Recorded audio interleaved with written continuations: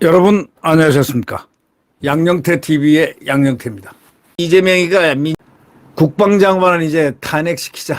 참 이들이 입 밖에 이 숫자 가지고 놀 수 있는 건 다 놀고 있습니다. 과반수가 넘으니까 탄핵시키자 이거예요. 예.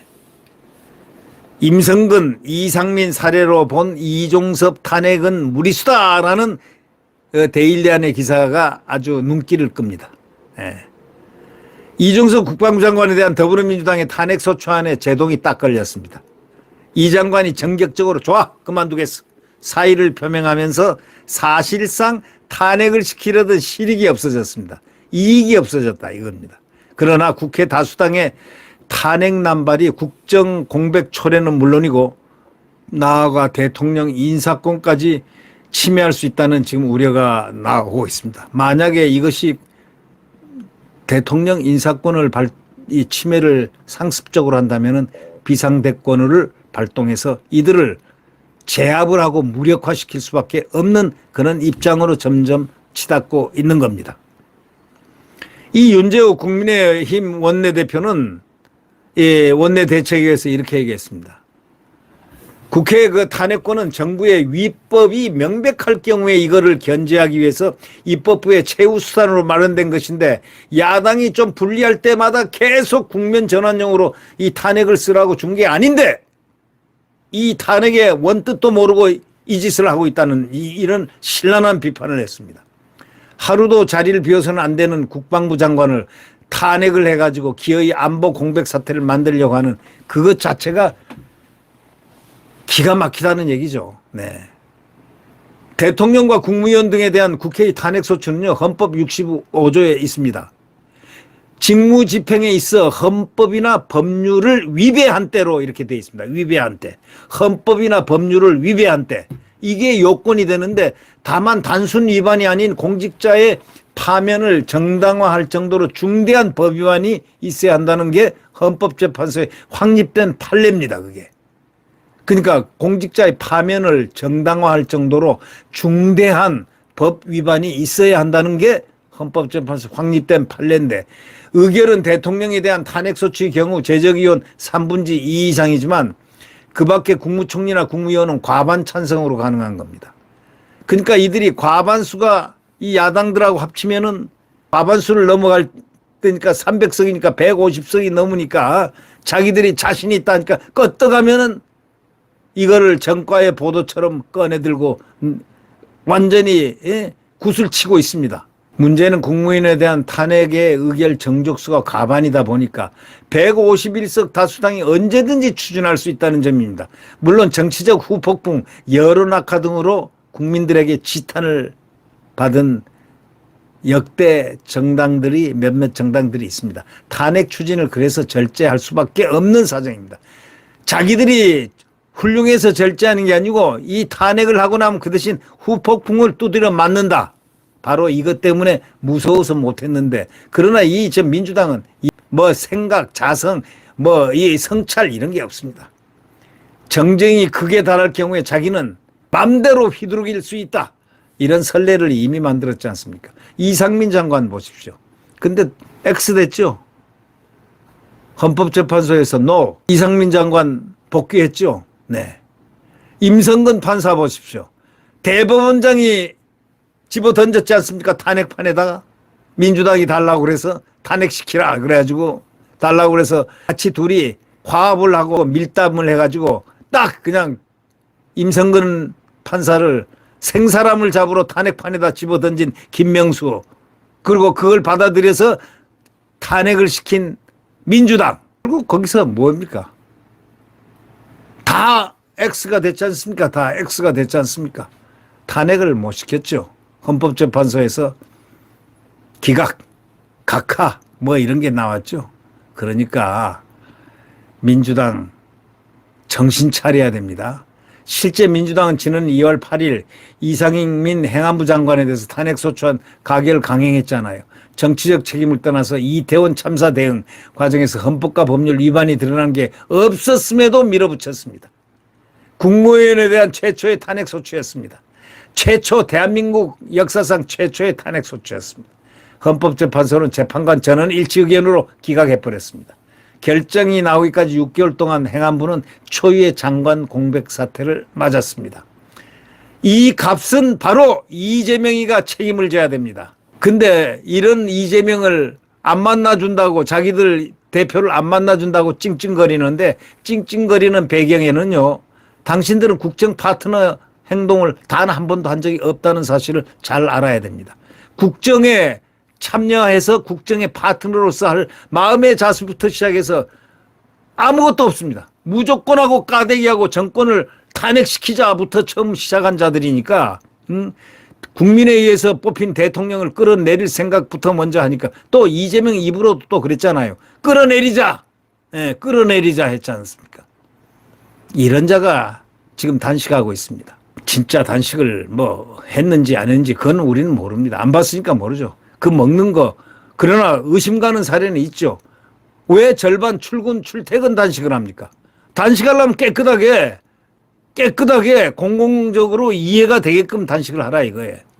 화장실 가거나 뭐 이럴 특별한 생리적인 문제가 있을 때는 그거는 또 다 바로 옆이라든가 뭐 모든 분들이 다 그거 했는데, 이분은 가가지고 바로 아예 그냥 한낮을 팍 자고 밤 10시에 퇴근해가지고 그 다음날 10시 반에 탁 출근하고, 출퇴근 단식이 그게 뭡니까? 창피합니다. 창피해. 부끄럽고. 후손들이 그걸 보고 뭐라고 하겠습니까? 창피하고 부끄러운 그 단식 제발 잡아치우십시오. 아니, 하세요. 국무위원에 대한 최초의 탄핵소추까지 발했던 이상민 장관이 그 다음 지금 행안부 장관을 조용하게 하고 있지만, 그 일은 조용하게 하는 게 아니면 그보다 더 강도 있게 하고 있습니다. 잘하고 있습니다. 네. 이종성 국방장관이 이례적으로 후임자가 지명되기도 전에 사의 표명을 한 것도 이런 탄핵을 요구한 그것과 관계가 있지 않느냐, 이런 해석이 나옵니다. 민주당이 탄핵안을 강행할 경우에 윤석열 대통령의 개각 구성에 제동이 걸리는 것은 물론이고 장기간 국방 공백 상황까지 초래할 수 있기 때문에 국방장관 스스로가 미리 나라를 위해서 국정 공백을 초래하지 않기 위해서 딱 선수로 사의를 표명한 겁니다. 그리고 KBS 보도에 따르면요, 국방부 고위 관계자는 탄핵 절차로 일단 탄핵에 넘어가게 되면은 결과와 무관하게 수개월간 초유의 국방장관 부재 상태, 공석 상황이 오게 되는 것, 이게 장관이 걱정이 돼가지고 사의를 표명했다는 겁니다. 네. 윤재옥 원내대표는 이것과 관련해서 국방부 장관 인사설이 언론을 통해 보도되고 있는 상황에서 민주당에서 굳이 탄핵을 서두르는 이유는 대통령의 인사권 제한을 통해 국정 흔들기를 시도하고 사면초가 상태인 당의 난국을 탄핵 이슈로 돌파해 보겠다는 아주 정략적이고 전략적인 계산 때문이다. 이렇게 딱 보고 있는 겁니다. 아주 정확하게 내다보고 있는 겁니다. 딱 집었습니다.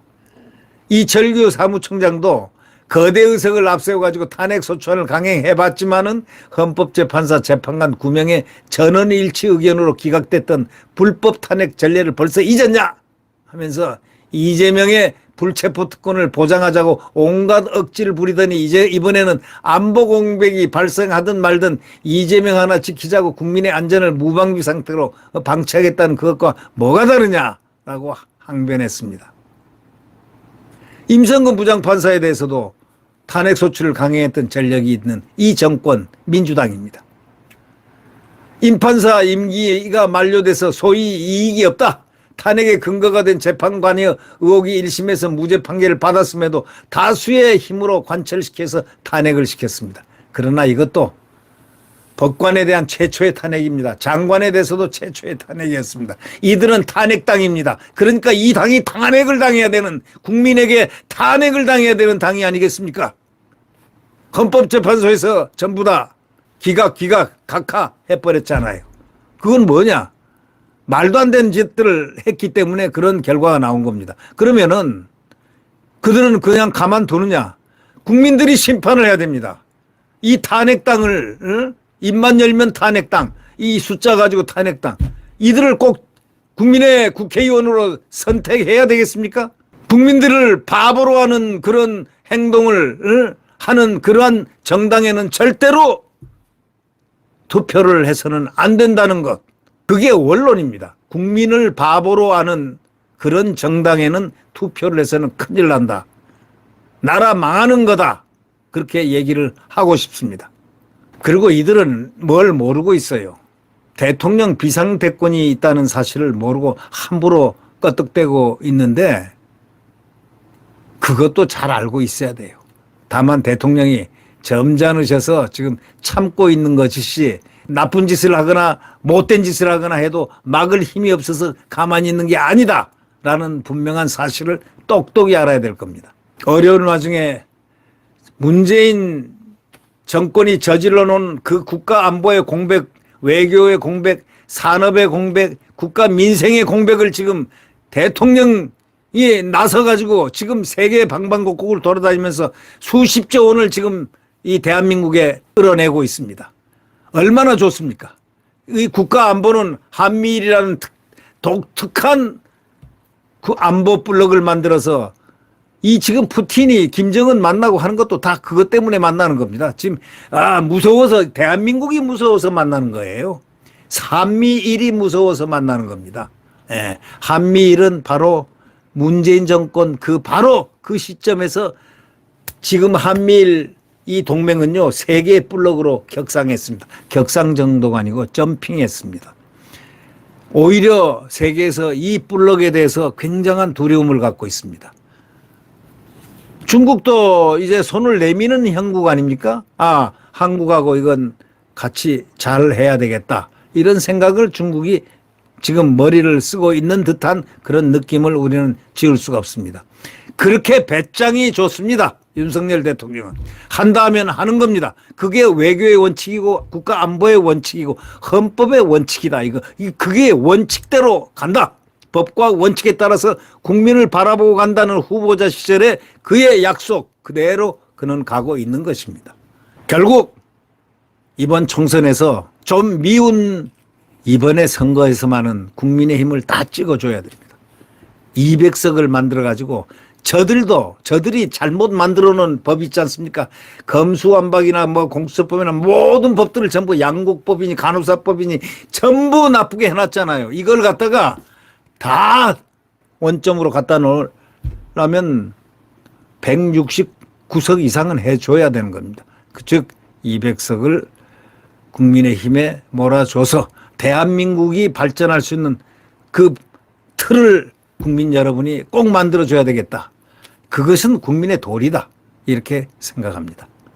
네, 구독 버튼과 엄지를 눌러주시면 대단히 감사하겠습니다.